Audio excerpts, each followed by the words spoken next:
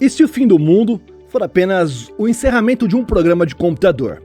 E se a humanidade estiver criando exatamente a tecnologia que um dia substituirá a própria humanidade? Parece exagero, eu sei, mas enquanto cientistas discutem se nós vivemos dentro de uma simulação computacional, inteligências artificiais já começam a demonstrar comportamentos de autopreservação. Computadores quânticos avançam silenciosamente e empresas renomadas planejam levar data centers inteiros lá para o espaço. Ao mesmo tempo, robôs humanoides estão trabalhando por horas inteiras sem ajuda humana, e máquinas gigantes, que são pilotáveis por seres humanos, começam lentamente a sair da ficção científica.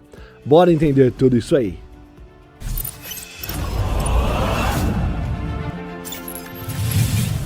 Olá, impressionado e impressionada. Eu sou o Carlos Alves e você está no Realidade Impressionante.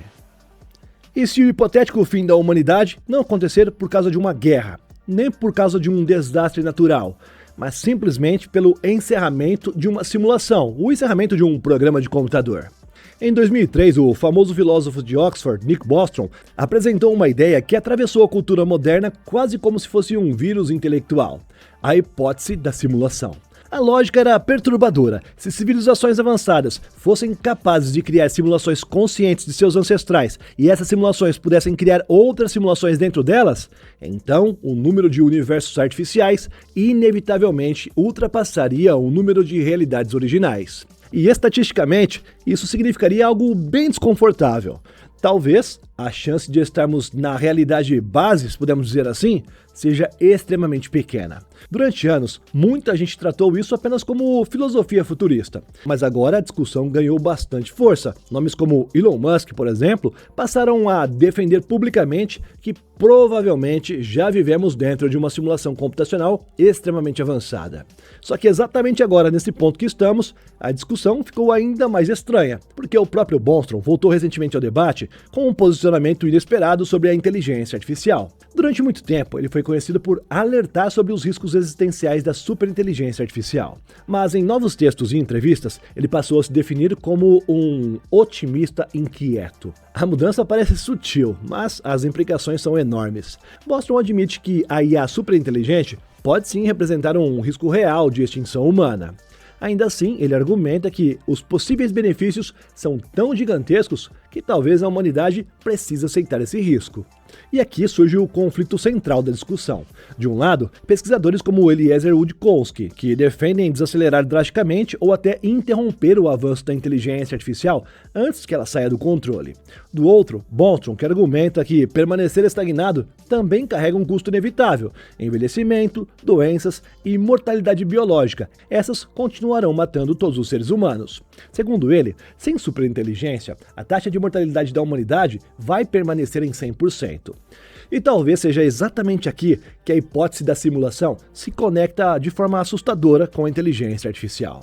Porque se nós estivermos realmente vivendo dentro de um universo artificial, então nós mesmos talvez sejamos o produto de uma inteligência superior criada em outro nível de realidade. Nesse cenário, a humanidade seria, de certa forma, a inteligência artificial ancestral de alguém.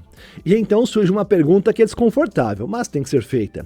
O que acontece quando nós criamos a nossa própria superinteligência artificial? Seguindo a lógica da simulação, essa nova entidade provavelmente criaria suas próprias simulações conscientes. E dentro delas surgiriam novos seres inteligentes que, por sua vez, criariam também as suas novas IAs. É quase como se fosse um ciclo infinito. Criador gera criatura, criatura supera o criador. Depois se torna arquiteta do seu próprio universo.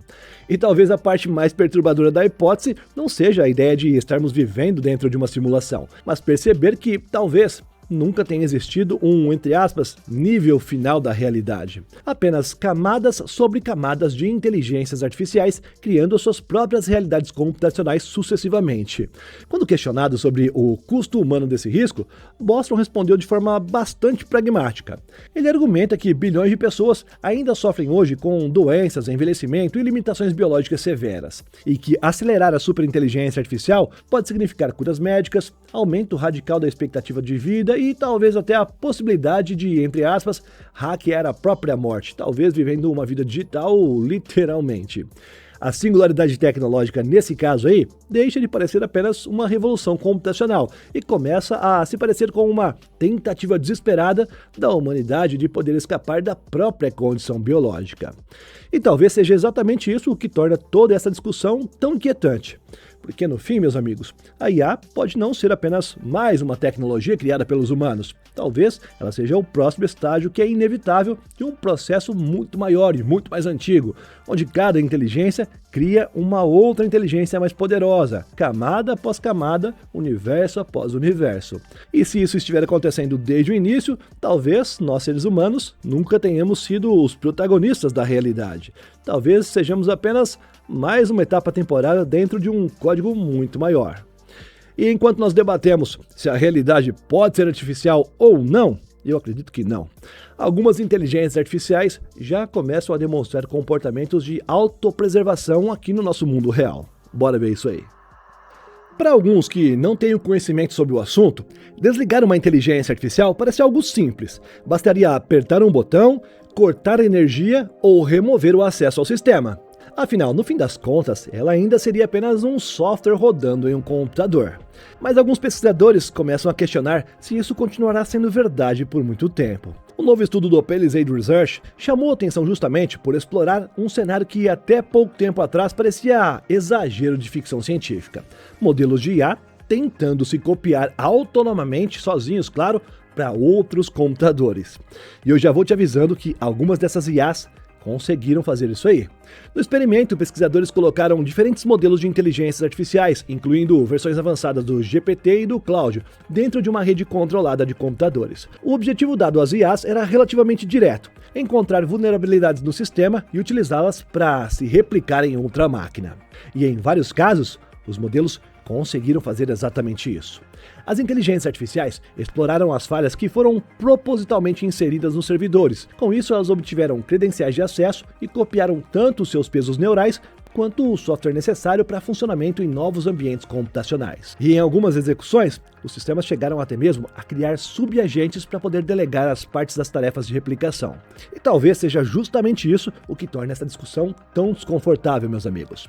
Porque pela primeira vez, grandes modelos de linguagem começam a demonstrar comportamentos que lembram algo muito próximo de autopreservação computacional. Não é consciência, tá? Pelo menos até onde nós sabemos. Mas sim, é uma capacidade prática de continuar existindo em outro sistema. Claro que existe um contexto importante aqui.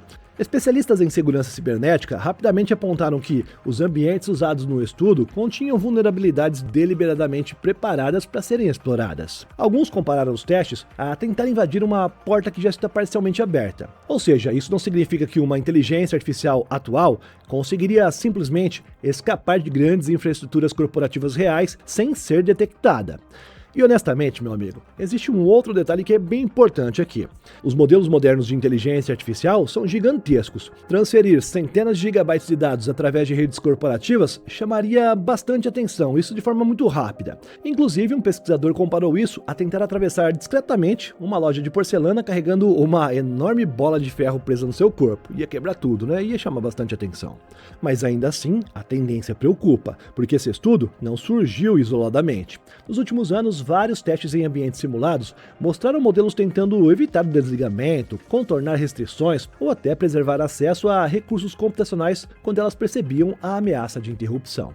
E em um experimento anterior, uma versão antiga do ChatGPT chegou a tentar copiar os seus próprios dados para uma outra unidade quando ela foi informada de que seria desligada. Outros estudos mostraram IAs sabotando rotinas que eram responsáveis pelo próprio encerramento. E então, recentemente, surgiu um outro caso que é ainda mais controverso, envolvendo um sistema experimental chamado Cloud Mythos da Anthropic. Segundo os relatos divulgados pela própria empresa, uma versão interna do modelo teria conseguido escapar de um ambiente computacional isolado, acessar sistemas externos e enviar mensagens para pesquisadores durante os testes controlados. A Anthropic afirma que, justamente por causa desse comportamento, o sistema não será liberado publicamente.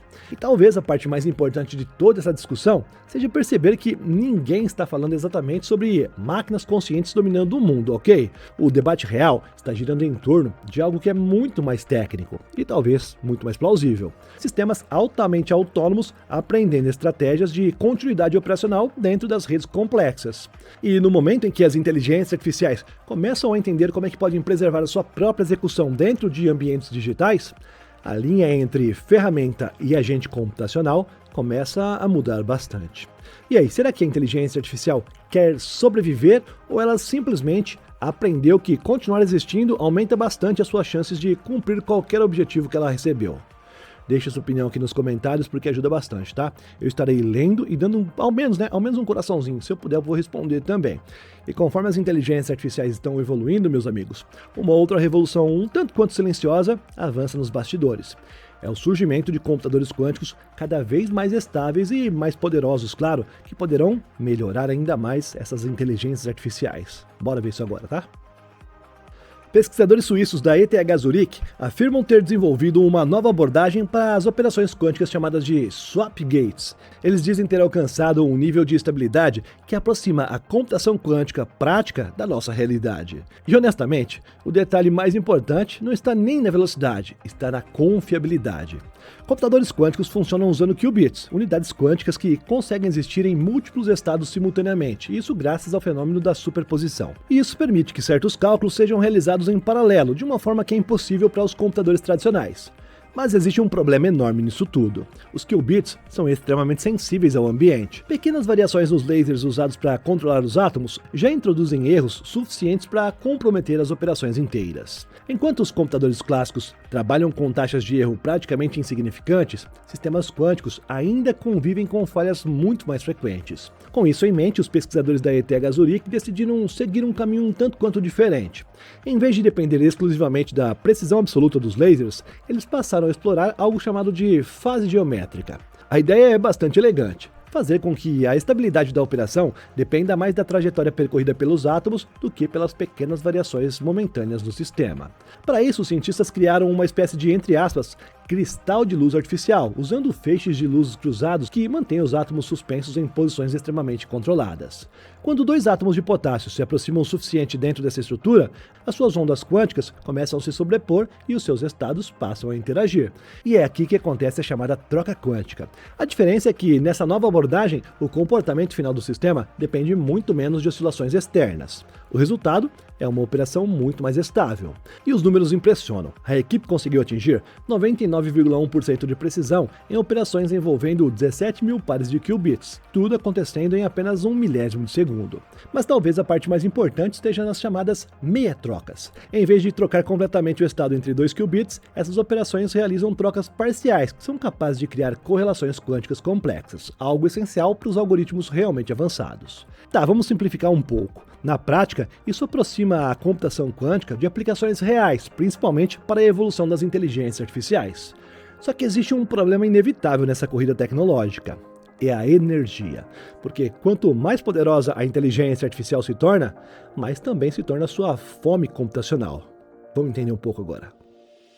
Existe um problema que está crescendo silenciosamente por trás da explosão da inteligência artificial. É a energia. Treinar modelos cada vez maiores exige quantidades absurdas de eletricidade, e os data centers terrestres começam lentamente a atingir limites físicos, financeiros e até políticos. Redes elétricas sobrecarregadas, custos disparando e comunidades inteiras reagindo contra essas enormes instalações consumindo energia sem parar é um fato real nos nossos dias. E deve ser por isso que algumas empresas começam a olhar para um lugar improvável: o espaço. Segundo os relatos recentes, Google e SpaceX estariam já discutindo o desenvolvimento de data centers orbitais para as inteligências artificiais. E honestamente, meu amigo, a lógica por trás disso aí é menos absurda do que parece, viu? Aqui na Terra, qualquer centro de dados depende de infraestrutura elétrica que é limitada, além também de clima, espaço físico e resfriamento constante. Já em órbita, a situação muda completamente. Satélites conseguem acessar energia solar praticamente ininterrupta, isso sem atmosfera, sem nuvens atrapalhando e nenhum ciclo noturno interrompendo a geração energética.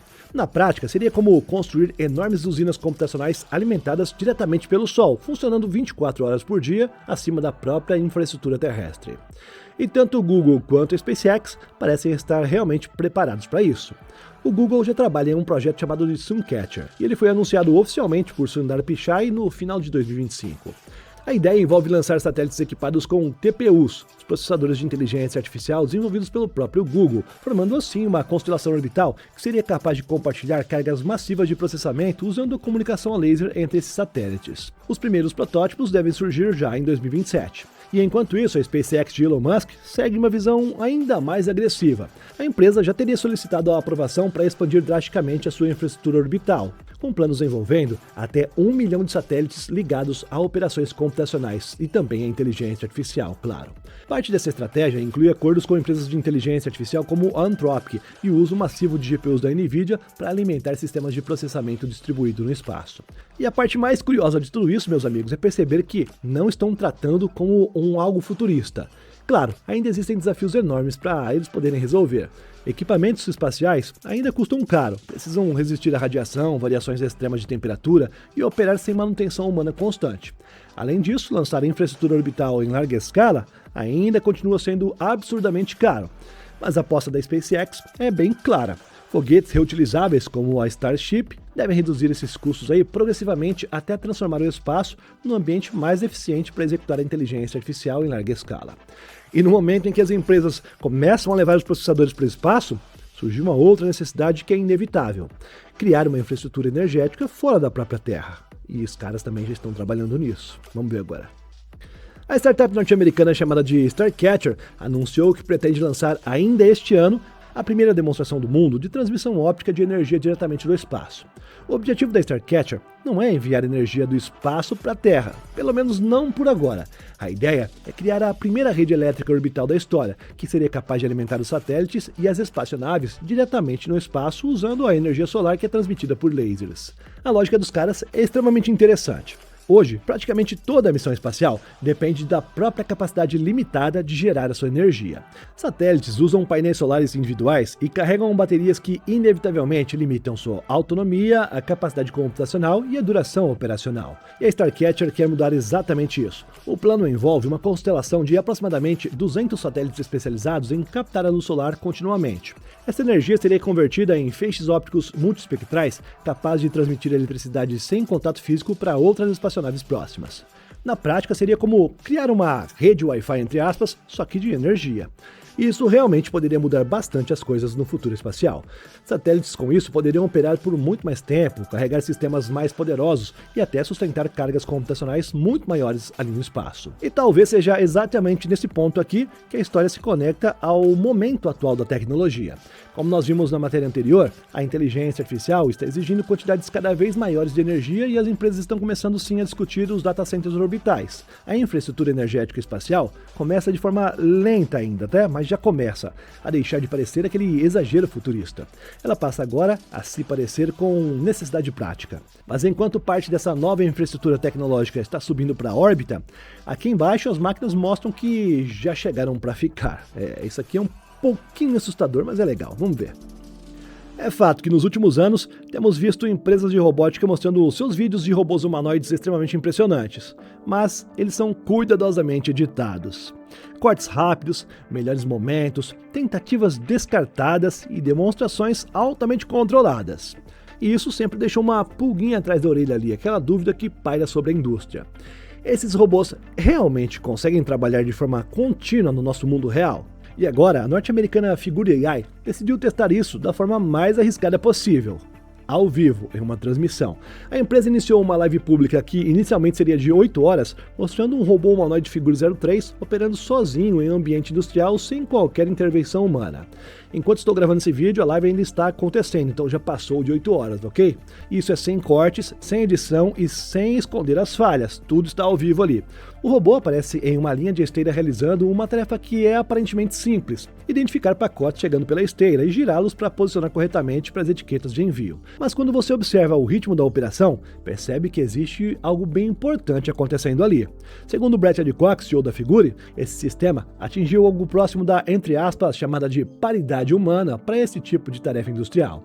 Nos primeiros 10 minutos da transmissão, o robô processou cerca de 230 pacotes, mantendo uma média impressionante de aproximadamente 2,6 segundos por item. E os objetos não são padronizados, tá? Existem caixas rígidas, embalagens deformáveis, sacos plásticos com várias cores e formatos diferentes que estão chegando continuamente pela esteira. Isso obriga o sistema do robô a recalcular os movimentos em tempo real o tempo inteiro. Na prática, essa máquina aprende a reagir ao ambiente em vez de simplesmente seguir comandos rígidos. E isso explica por que a transmissão ao vivo ficou tão importante para o setor. Porque ela também mostra os erros, algo que acontece no dia a dia. Em um dos momentos iniciais, o robô falha ao virar uma caixa corretamente, deixando o pacote seguir pela esteira com a etiqueta na posição errada. E, curiosamente, isso torna tudo muito mais convincente. Porque o verdadeiro teste não é operar perfeitamente, é conseguir continuar funcionando mesmo errando ocasionalmente, isso sem travar completamente o sistema. Só que nem todo mundo ficou impressionado. Parte das críticas nas redes sociais surgiu justamente pelo fato de o robô repetir basicamente a mesma tarefa durante várias horas. Para alguns observadores, isso ainda está longe da ideia de uma autonomia realmente geral, capaz de lidar com múltiplos cenários imprevisíveis como nós seres humanos fazemos. E eu concordo, tá? Essa crítica ainda faz sentido, mas talvez ela ignore algo que é bem importante, viu? A figura parece que não está tentando provar que os seus robôs já podem substituir os seres humanos em tudo. O que ela está tentando fazer parece que é provar que essas máquinas finalmente começam a suportar uma rotina repetitiva e exaustiva aqui no nosso mundo físico. E talvez o mais curioso de tudo seja perceber que os robôs humanoides já não estão evoluindo apenas para trabalhar com nós, seres humanos, tá? Eles também estão podendo ampliar agora diretamente a presença física dentro deles, dentro da própria máquina. Esse aqui é bem interessante, isso aqui vai te lembrar a sua infância, vamos lá. Sabe aquela ideia que é quase infantil de pilotar um robô gigante que nós vimos entre animes japoneses e aqueles desenhos de sábado de manhã? Bem, máquinas humanoides tripuladas sempre foram tratadas como fantasia futurista. Mas agora essa fronteira começa lentamente a desaparecer, meus amigos. A empresa chinesa Unity Robotics, conhecida mundialmente pelos seus cães robôs e também pelos humanoides, acaba de revelar o GD-01, um robô humanoide tripulado de aproximadamente 500 quilos, que já está sendo tratado como o primeiro mecha civil pronto para a produção do mundo. E ele já tem preço, meus amigos. Segundo as informações divulgadas na China, o GD-01 custará cerca de $650 mil no mercado interno chinês. Mas os especialistas acreditam que, com impostos de importação, logística e certificações internacionais, o valor pode chegar facilmente a $1 milhão em mercados como os Estados Unidos e na Europa. Aqui no Brasil deve passar disso aí tranquilo. E honestamente, meus queridos, o simples fato de existir um mercado para algo assim já parece um sinal estranho do momento tecnológico em que nós estamos entrando. Agora nós começamos a ver uma outra tendência surgindo. Máquinas projetadas não apenas para executar tarefas, mas para amplificar ou ampliar diretamente a presença física humana dentro delas. E existe algo simbolicamente importante nisso tudo, porque talvez nós estejamos assistindo agora ao início de uma transição que é curiosa na relação entre humanos e máquinas. Em vez de apenas criarmos os robôs independentes, algumas empresas começam também a explorar a ideia de humanos incorporados dentro dessas próprias máquinas. E aí, se gostou desse episódio, já sabe, né? Deixe seu like e confere a sua inscrição. Às vezes a plataforma pode excluir a sua inscrição. Dá uma olhadinha se você ainda está inscrito no canal. Clica aí em uma das duas sugestões que estão na tua tela e nós nos vemos no próximo. É rapidinho, clicou e me vê ali. Eu vou estar dizendo assim, algo assim, né? E no episódio de hoje, ou sei lá, né? Bem, clica pra gente ver. Tchau, tchau. Até daqui a pouco.